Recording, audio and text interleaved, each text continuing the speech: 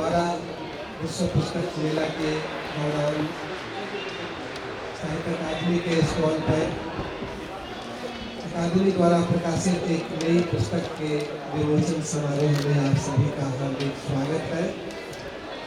मित्रों, साहित्य अकादमी ने लगभग 20 भाषाओं में अब तक 8000 से अधिक पुस्तकों का प्रकाशन किया है और आज जो पुस्तक लोकार्पित होने वाली है वह एक विशिष्ट प्रकाशन श्रृंखला है, आधुनिक भारतीय नाटक की श्रृंखला। और इस श्रृंखला में प्रथम नाटक जो हम प्रकाशित कर रहे हैं वो हिंदी के प्रतिष्ठित नाट्यकार प्रताप सहगल जी का नाटक है रामानुजन। भारत के प्रख्यात गणितज्ञ रामानुजन की जीवनी पर आधारित यह नाटक अकादमी ने कुछ वर्ष पहले अकादमी की द्वैमासिक हिंदी पत्रिका समकालीन भारतीय साहित्य में प्रकाशित किया था। उसका यह परिवर्तित रूप पुस्तक के रूप में अकादमी ने प्रकाशित किया है। हमारे बीच लेखक श्री प्रताप सहगल जी मौजूद है, उनका अकादमी की तरफ से हार्दिक स्वागत है, अभिनंदन। मित्रों, इस पुस्तक को लोकार्पित करने के लिए हमें समय दिया है अपना और अस्वस्थता के बावजूद हमारे बीच मौजूद है श्री सतीश आनंद जी, प्रख्यात अभिनेता, निर्देशक, रंगमंच के दुनिया के बेताज बादशाह। हालांकि आज उन्होंने पढ़ना हुआ है तो सतीश आनंद जी ने इसके लिए समय निकाला, उनका बहुत बहुत शुक्रिया, बहुत अभिनंदन है अकादमी की तरफ से, स्वागत है इस समारोह में। और अधिक समय न लेते हुए मैं अनुरोध करूंगा प्रताप सहगल जी से और सतीश आनंद जी से कि पहले इस पुस्तक का लोकार्पण किया जाए, फिर इसमें कुछ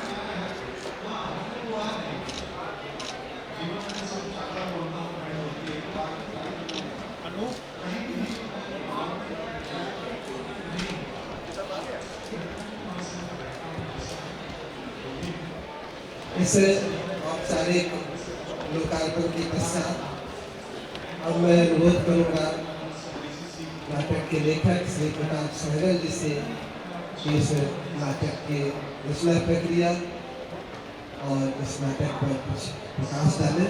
उसके बाद हम सतीश आनंद जी का उद्बोधन सुनेंगे।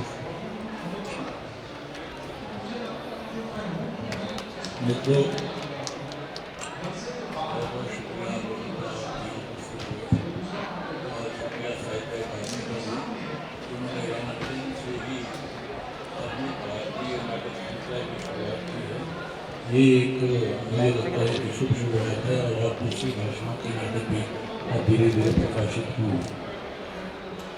ये नाटक मैंने क्यों लिखा? हर बार ये सवाल आता है कि मैं कोई भी नाटक क्यों लिखता हूँ, क्योंकि नाटक तो मेरे अगर गणना की जाए तो 65 से ज़्यादा हैं, छोटे बड़े मिलाकर, और पूर्णकालिक नाटक भी तो 15 के करीब हैं, 15 से इतने हैं, और उसमें अभी कुछ प्रकाशित भी पड़े हुए हैं।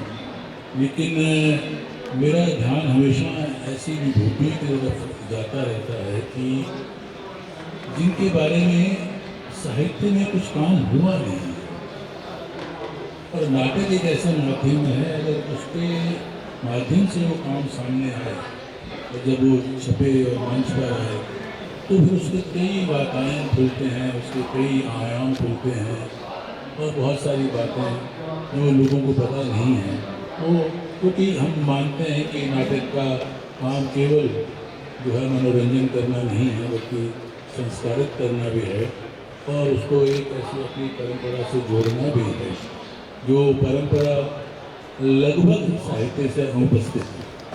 तो जो साहित्य से अनुपस्थित लोग हैं, ऐसे ही मैंने अन्वेषण नाटक की रचना की थी, जिसमें आर्यभट्ट जो मुख्य पात्र के रूप में आते हैं और ये उसी कड़ी में समझ लीजिए रामानुजन है। इस बीच में बहुत से नाटक हुए हैं, तो रामानुजन उसी कड़ी में है। ये दो प्रतिभाएं हमारे यहाँ इतनी बड़ी हुई हैं कि विश्व में उनको कोई मुकाबला विरल। ये इतनी बड़ी प्रतिभाएं हैं कि जिन चीज़ों को हम आज मानते हैं कि वो यूरोप ने और यूरोप के लोगों ने कुछ बड़ा आविष्कार करके हम लोगों को दिया, वस्तुतः वो चीज़ें आर्यभट्ट 5वीं शताब्दी में ही खोज चुके थे। और ये लेकिन वो लुप्त रहा, किसी ने जानकारी जुटाई नहीं। आर्यभट्ट के नाम से सिर्फ क्या था कि भाई एक सेटेलाइट भी है, इतने लोग जानते थे और उसका नाम ही था। तो उसका सारा शोध करने के बाद वो एक नाटक तैयार हुआ और इसी तरह से रामानुजन नाटक भी। तो मेरे मन में ये था कि मैं एक ऐसी त्रयी बनाऊँ। अब तीसरे की मैं खोज में हूँ कि ऐसा तीसरे इतनी पूर्ण जीनियस, बड़ा जीनियस कौन हो सकता है। और नाटक का मतलब केवल उन प्रतिभाओं को या उन जीनियस को सामने लाना ही नहीं है कि हालांकि आर्यभट्ट का तो कुछ मिलता ही नहीं, लेकिन रामानुजन में मिलता है। रामानुजन इतिहास में तो कम से कम दर्ज है और जो इतिहास में दर्ज है वो जानकारियाँ हमें उपलब्ध हो जाती हैं और उस बहाने हम बहुत सारे जो चीज़ें हम भूल सकते हैं। लेकिन नाटक का मकसद केवल इतना नहीं है कि वो जानकारियाँ मात्र जुटाई जाए, ये तुमको नाटक के तरीके से पिरोना ये अपना अपनी चुनौती होती है। दूसरा, उससे महत्वपूर्ण बात यह है कि उस माध्यम से आप कोई विमर्श खड़ा कर रहे हैं कि नहीं कर रहे, यानी कोई डिस्कोर्स उसमें आता है कि नहीं आता है। अगर कोई डिस्कोर्स उसमें नहीं है तो मुझे लगता है कि वो केवल सूचना मात्र रह जाता है नाटक, वो रचना भी सूचना मात्र रह जाती है और उस सूचना को आप कितनी खूबसूरती से पिरोएं, लेकिन वो आपको बहुत झंझनाएगी नहीं। वो झंझनाएगी तब जब आप कुछ ऐसे उसमें प्रश्न उठाएंगे जो कि आज की मेधा से, आज के व्यक्ति के साथ, समाज के साथ, देश के साथ जुड़ते हैं। ऐसे ही मैंने अन्वेषण में बहुत सारे प्रश्न उठाए थे और संयोग ये है कि सतीश जी यहाँ बैठे हुए हैं, सतीश आनंद ने उसका जो मंचन किया था, मुझे लगता है कि उससे अच्छा मंचन अभी तक हुआ नहीं। हालांकि उसके बाद बहुत लोगों ने मंचन किया, लेकिन उससे अच्छा मंचन आज तक हुआ नहीं है। और उस नाटक को स्थापित करने में सतीश आनंद जी का भी बहुत बड़ा योगदान है। और ये मुझे तो पड़ा हुआ था, एक दो जगह हुआ भी, लेकिन कुछ नोटिस नहीं लिया गया। उसके बाद तो उसका नोटिस लिया गया, ये मंचित भी हुआ है, लेकिन अभी भी इसका जिस तरह से नोटिस लिया जाना चाहिए था, आनंद जी ने आपने लिखा भी है, उन्होंने लिखा भी है, लेकिन जिस तरह से इसका नोटिस लिया जाना चाहिए अभी भी वो उसका नोटिस नहीं लिया।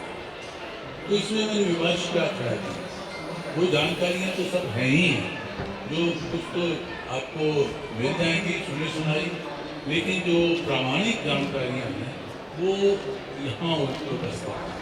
और वो मैंने उनकी जीवनी से, उन पर बने जो है चित्र हैं उनसे, और हाँ करण, हाँ भाई, जो उपलब्ध हुई उनसे, हाँ उनकी जो मुझे पुस्तकें मिली, जो मैं मैथ्स का आदमी हूँ, यार तो तुम ले लो ना उनसे भाई। मैथ्स नहीं आता, लेकिन अब वो सब समझने के लिए मेरे जो आर्ट्स फैकल्टी के जो मैथमेटिक्स डिपार्टमेंट था उनके चक्कर काटे, अपने कॉलेज में जो डिपार्टमेंट था उनको उनसे बातें की, उनसे पूछा कि भाई ये क्या है, ये क्या है, ये क्या है। कुछ सारी चीज़ें मैंने समझने की कोशिश की कि ये पाई क्या है, पाई की वैल्यू किस तरह से निकाली जाती है, या उनके जो प्राइम नंबर क्या हैं, वो प्राइम नंबर क्या होते हैं, किस तरह से आए, या वो जिस तरह से वो कुछ ज़्यादा खेल भी खेला करते थे नंबर्स के साथ, क्योंकि नंबर्स के साथ खेल खेलने में रामानुजन की प्रतिभा बहुत काम करती थी और बहुत अच्छे ऐसे ऐसे उन्होंने जो दिलचस्प तरीके से चीज़ें पेश की कि आज भी वो लोगों को चकित करती है। तो वो तो सब जानकारियाँ हैं, तो उसमें विमर्श क्या आ सकता है। अब जो प्रोफेसर हार्डी, जिसको प्रोफेसर हार्डी के कारण ही रामानुजन वहाँ पहुँचे लंदन में, नहीं तो यहाँ पर उनकी प्रतिभा को उस तरह से पहचाना नहीं जा रहा था। उसके बाद उनकी प्रतिभा को पहचाना गया। ये हम लोगों की कम बख्ती है, हम लोगों की बदकिस्मती है कि अगर कहीं लंदन अमेरिका की मोहर लग जाए तो हम उसको बड़ा महत्वपूर्ण मानने लग जाते हैं, लेकिन अपने ही देश में अपने ही जो लोग होते हैं वो तब तक उस पर उतना ध्यान नहीं देते। तो ये रामानुजन के साथ भी हुआ। तो जब उनको प्रोफेसर हार्डी ने देखा तो उन्होंने उनको स्कॉलरशिप पर वहाँ पर बुलाया कैम्ब्रिज में और पढ़ने के लिए।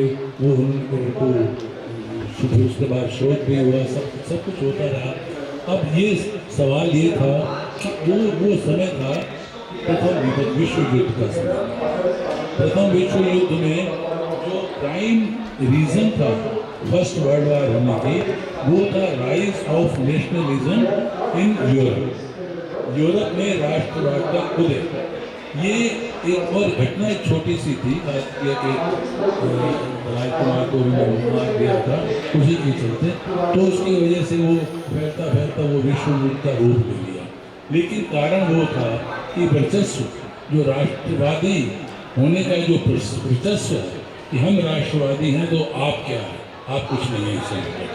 तो राष्ट्रवाद क्या है, राष्ट्रभक्ति क्या है, राष्ट्र प्रेम क्या है, इस तरह का ये जो विमर्श उसमें खड़ा किया गया है इस नाटक में, जहाँ उसके मित्र जो रामानुजन के दो मित्र हैं वो भी पहुँच जाते हैं लंदन, वो और रामानुजन ने प्रोफेसर हार्डी, क्योंकि जो प्रोफेसर हार्डी है वो पैसिफिस्ट है, वो शांतिवादी थे और वो विरोध में, युद्ध के विरोध में कहीं बहुत सारे प्रदर्शन भी करते थे, धरना भी देते थे।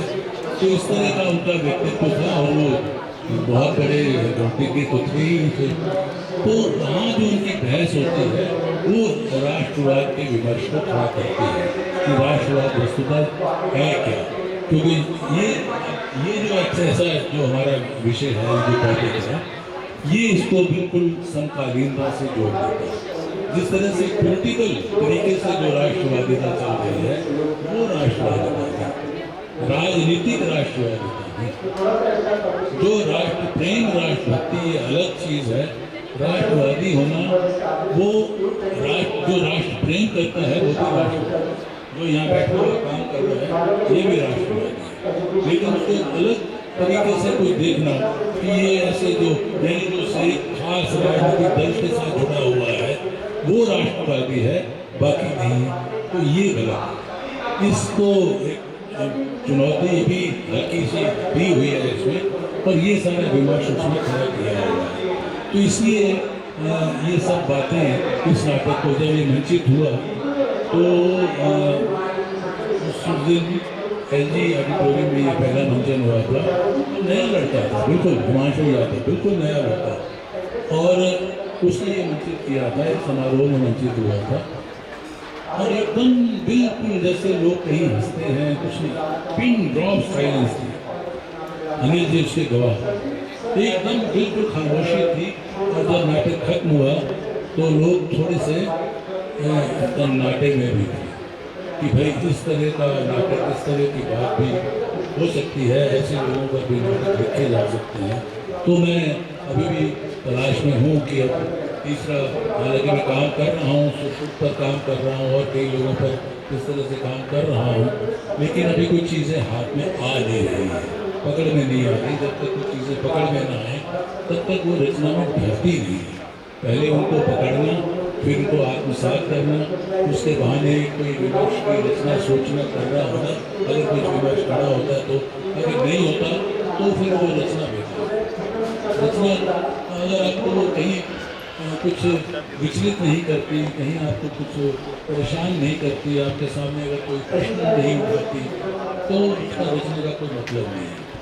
तो इसलिए मेरा होता है कि कुछ प्रश्न ऐसे छोड़ जाए, कुछ प्रश्न उसमें ऐसे रह जाए जिसका चिंतन होता रहे, नहीं चिंतन मनन होता रहे। तो ये इस तरह की रचना है। मैं अभी बस इतना ही कहना चाहूँगा। बाकी तो सतीश जी ने पढ़ा है और इन्होंने एक रंगमंच की दृष्टि से भी पढ़ा होगा। बाकी विशेष सतीश जी, देवेश जी, देवेश जी, देवेश, धन्यवाद।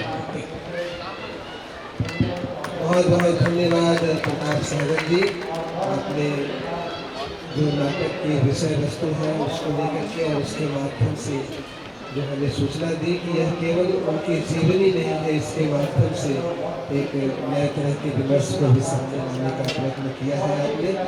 और पाठक और अध्येता निश्चित रूप से उस विमर्श को आगे बढ़ाएंगे, यह मैं उम्मीद करता हूँ। और अब मैं आज के हमारे मुख्य अतिथि श्री सतीश आनंद जी से अनुरोध करूँगा कि वे अपनी बात करें। सर आप चाहें तो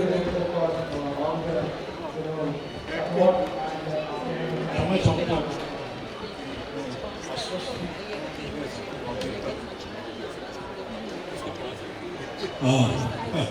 नमस्कार सबको। मैं अस्वस्थ हूँ इसलिए खड़ा होकर नहीं बोल पाऊँगा, इस समय मेरे को अफसोस है।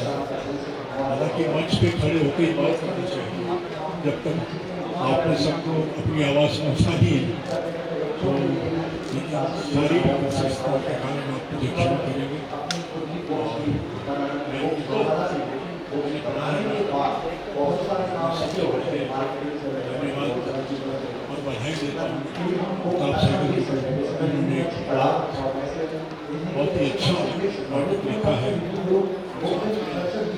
साहित्य अकादमी देवेश जी को उन्होंने इसका प्रकाशन कर लोगों के बीच में लाने की कोशिश की है। बहुत ही अच्छी अद्भुत है। नहीं तो बहुत बार ऐसा होता है कि अच्छा नाटक लिखा हुआ रह जाता है, उसका प्रकाशन नहीं होता है, वर्षों लग जाते हैं उसे लोकप्रिय होने में।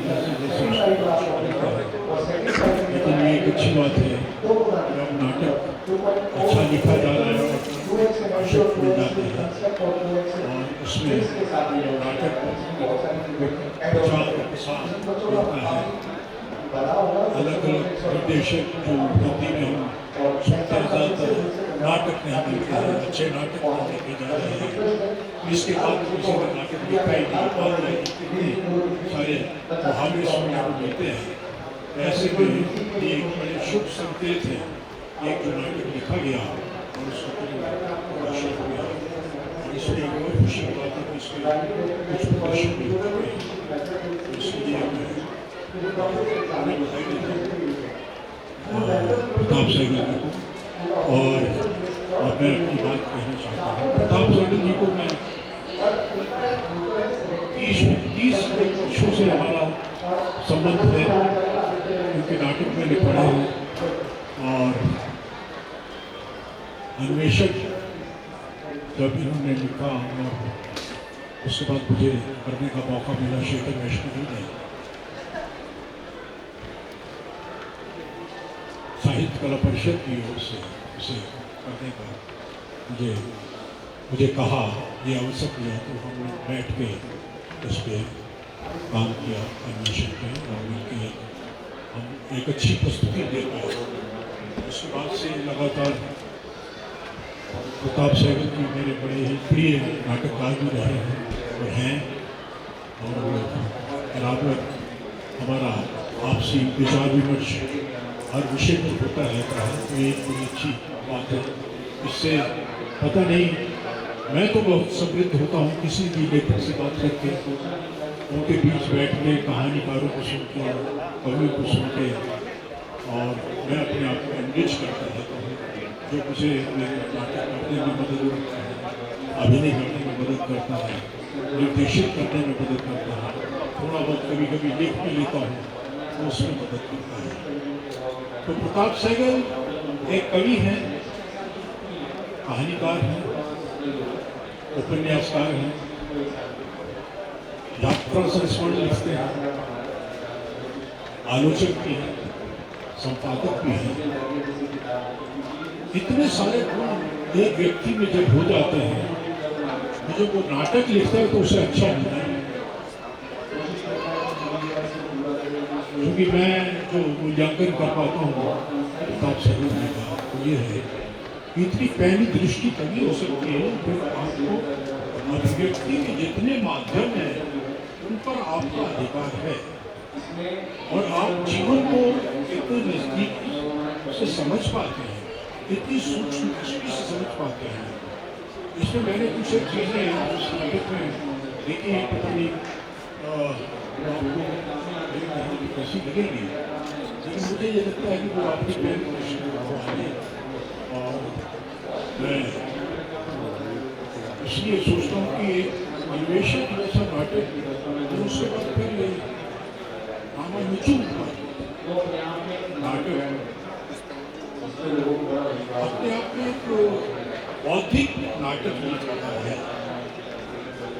विमर्श की इसमें बहुत गुंजाइश है, सोचने के लिए बहुत बाध्य करता है कई एक चीज़ों बहुत गंभीर है और ये किसी भी निर्देशक के लिए एक चुनौती है कि वो इसको किस तरह से प्रस्तुत कर पाएगा, क्योंकि इसकी कथा वस्तु जो है विषय वस्तु वो बड़ी ही कॉम्प्लिकेटेड है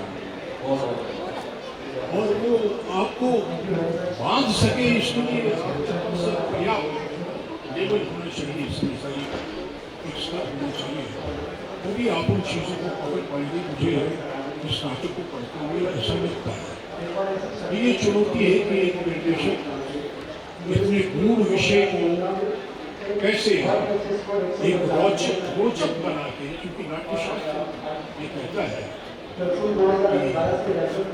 नाटक की रचना हो और नाट्य प्रस्तुति दर्शकों के लिए हो, दर्शक उससे मनोरंजन की प्राप्त करते साथ साथ उससे वो शिक्षित भी हो सकते हैं। हमारे यहाँ जो नाटक की मूल परंपरा है या मूल ध्येय वो यही है जो नाट्यशास्त्र कहता है।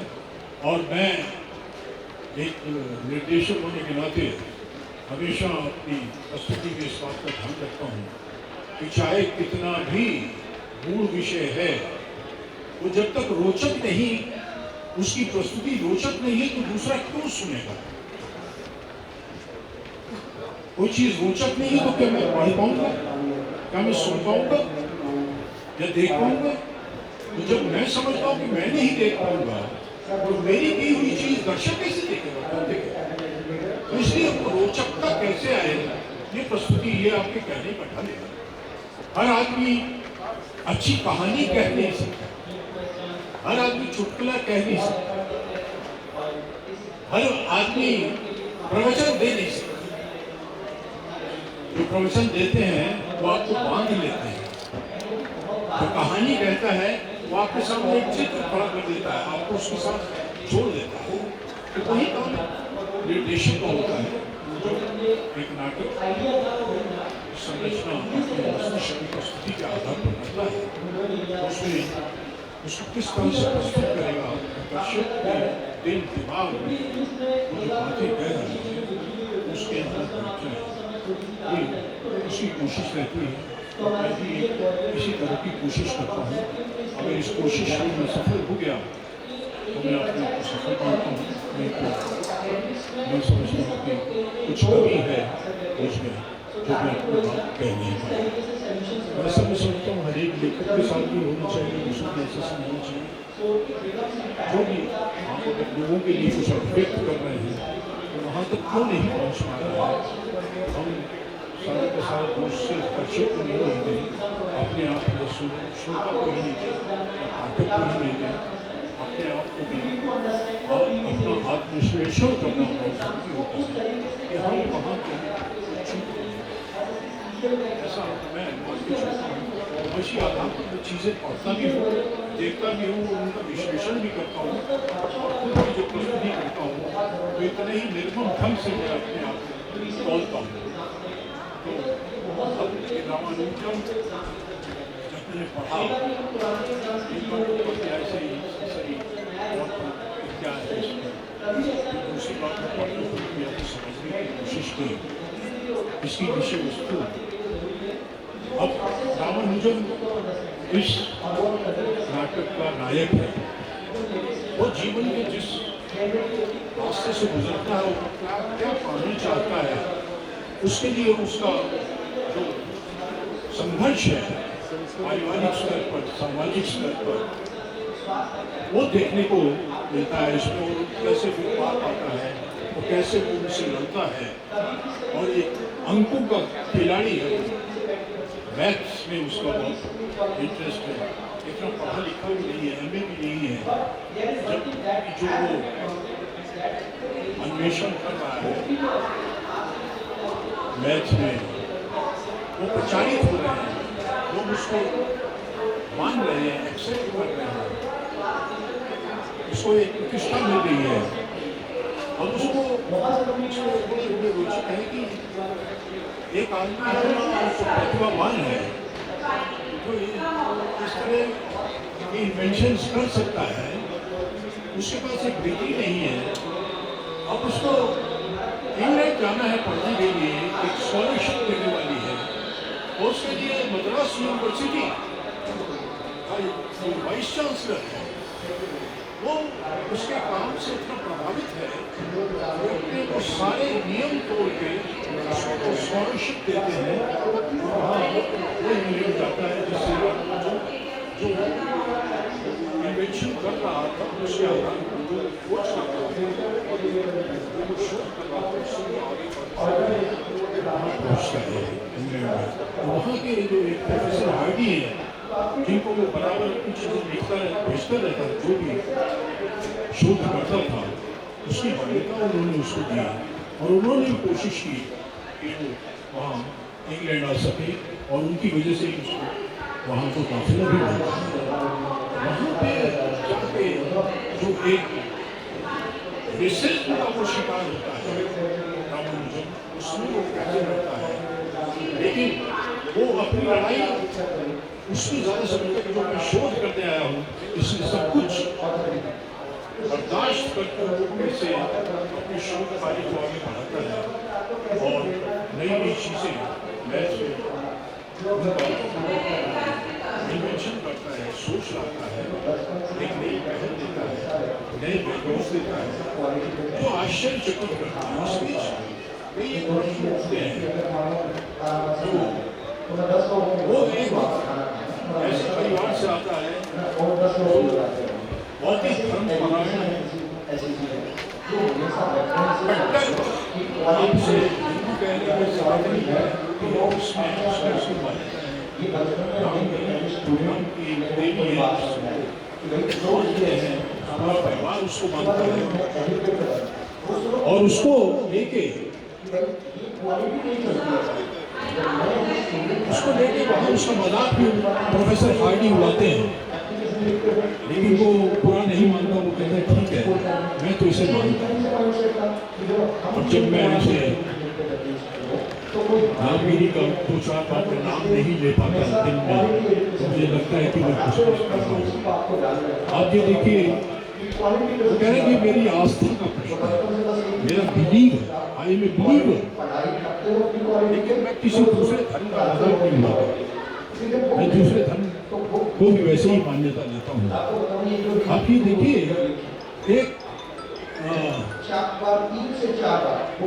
ऐसा शोधकर्ता जो पूरी भारतीयता में विश्वास करता है, भारतीय धर्म में विश्वास करता है,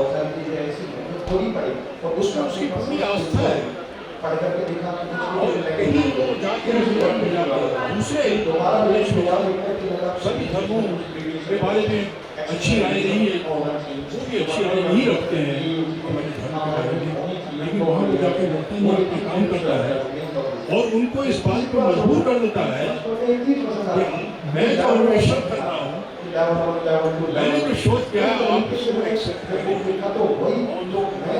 कराता है।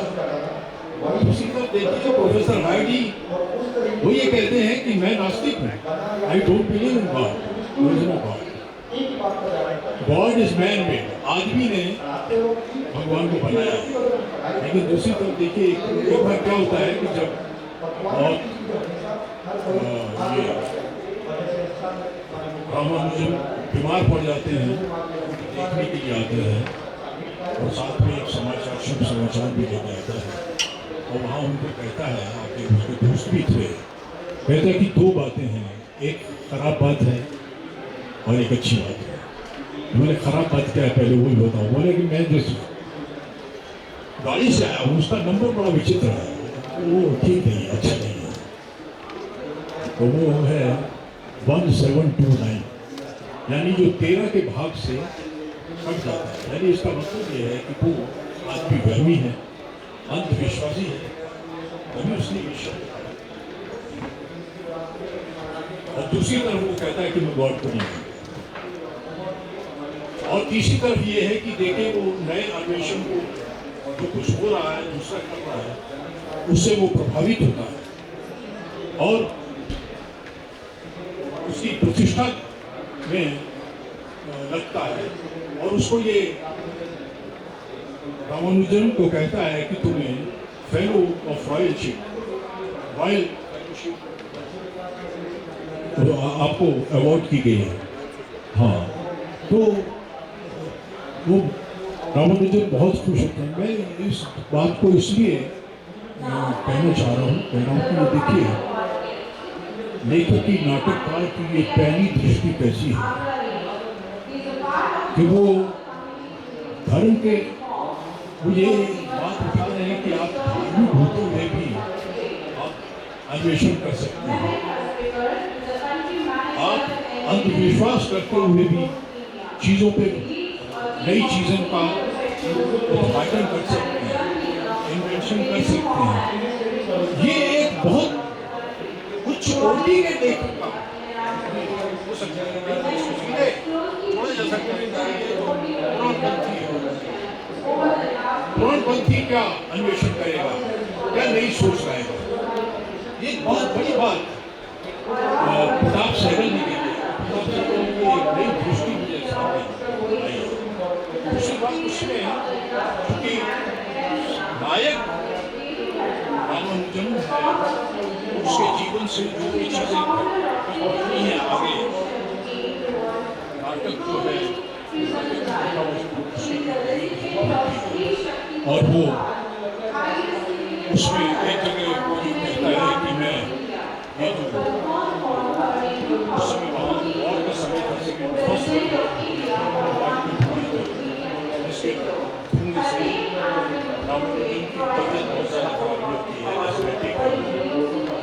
उससे टीवी है उसको, और वो परेशान है। उसी समय वो ये बात कहते हैं कि ये जानते हैं क्यों हो रहा है, ये नेशनलिस्ट है, ये पेट्रियोटिक नहीं है। और वहाँ ये बात उठती है, लेकिन चूंकि पूरे नाटक में ये प्रश्न उठाया तो जरूर है नाटककार ने, लेकिन चूंकि इस पर रामानुजन की कोई राय आती नहीं है, वो बात पलट देता है, कुछ दूसरी बात करने लगता है। उसमें हालांकि हार्डी उससे पूछता कि व्हाट डू यू से, तो वो कुछ नहीं कहता, वो बात पर उसके कुछ आ रहा है। एक ये समस्या जरूर उठाई है और ये आज की प्रासंगिक भी है, सोचने पर मजबूर करती है कि ऐसा क्यों है, समाज में ऐसा क्यों हो रहा है। इस पर और विस्तार से मुझे लगता है अगर बातचीत हो पाती तो शायद हम और अच्छे किसी निष्कर्ष पर पहुंच पाते। लेकिन चूंकि ये सारी कथा सिमट कर रामानुजन के उसके इर्द गिर्द ही रह जाती है और मैथ का नेशनलिज्म से या पेट्रियोटिज्म से क्या संबंध है वो जुड़ नहीं पाता उनकी कोई भी किसी भी बातचीत से। मैथ में उन्होंने जो कुछ भी अन्वेषण किया, जो भी अद्भुत उनकी खोज रही, शोध रहा, वो एक कंट्रीब्यूशन है पूरे मैथ वर्ल्ड को, दुनिया को, हमारे यहाँ को, यहाँ की शिक्षा प्रणाली को, वो सब है। उसके आधार पर ये नाटक बहुत सुंदर है, बहुत बढ़िया है। और मैं ऐसा समझकर सोचता हूँ कि अगर उस पक्ष को लेके थोड़ा सा और उस दृश्य को विस्तार दिया जाए तो वो बात और ज़्यादा उभर कर आ सकेगी, ऐसा मेरा मानना है इस नाटक को लेकर। और दूसरी एक जो भाषा है, भाषा इसकी बड़ी अच्छी है, लेकिन इसमें कहीं कहीं एक चीज़ मुझे लगती है, जब हम अंग्रेजी नाटकों का अनुवाद हिंदी में कर सकते हैं और वो अंग्रेजी के पात्र भी रहते हैं, कि उनके यही रहते हैं, वो हिंदी बोलते हैं या हिंदुस्तानी बोलते हैं, उसका अनुवाद किया है या रूपांतरण किया है। तो इसमें अंग्रेजी हार्डी का बोलना वो थोड़ा सा खटकता है, तो इसलिए क्योंकि फिर आपको दर्शक, अगर सामान्य दर्शक तक नाटक ले जाना है तो फिर उसे हमारी अपनी भाषा में ही होना चाहिए। और अगर हार्डी से पूरी हिंदी भी बुलवाई जाती तो मुझे नहीं लगता कि कोई नाटक पर जो उसका प्रभाव है उसमें कोई विशेष अंतर पड़ता है, क्योंकि नाम से ही पता लग जाता है कि वो अंग्रेज हैं और यहाँ पर नहीं है, वहाँ है। और दर्शक नाटक देखने आता है वो इन सारी चीज़ों से सहमत हो जाता है, वो इस बात पे प्रश्न नहीं होता। मुझे ऐसा लगता है कि इस पर थोड़ा सा अगर ये सामान्य जन तक जाना है इस नाटक को, तो थोड़ा सा भाषा पे हमें और इसको और कितना सरल किया जा सकता है, क्योंकि आपस में अगर इंग्लिश में ही उनकी आपस में बातचीत हो रही है पात्रों की, तो जो अंग्रेजी नहीं जानते हैं बच्चे, उनके लिए कठिनाई हो सकती है, तो इसको लिखा जा सकता है। अन्यथा नाटक आपको विस्मृत कर देता है, पढ़ने के बाद सोचने पे मजबूर कर देता है कि क्या क्या चीज़ था, क्या व्यक्ति था रामानुजन, क्या व्यक्तित्व था। बहुत छोटी सी उम्र में ही, 32 साल की उम्र में ही वो चला गया दुनिया छोड़ के। अगर वो जीवित रह जाता तो वो मैथ की दुनिया में और क्या क्या दे जाता, और वो जीरो का विस्तार कैसे किया जा सकता है। इस तरह की रोचक बातें उसमें कई हैं। और उसके बाद से मेरी बड़ी तमन्ना हुई है कि रामानुजन ने जो कुछ आविष्कार किए हैं, जो कुछ नई खोज की है, उसको मैं पढ़ पाऊँ। अब कोशिश करूँगा कि वो भी मैं कहीं से उपलब्ध मुझे हो जाएगा तो मैं उसे पढ़ूँगा।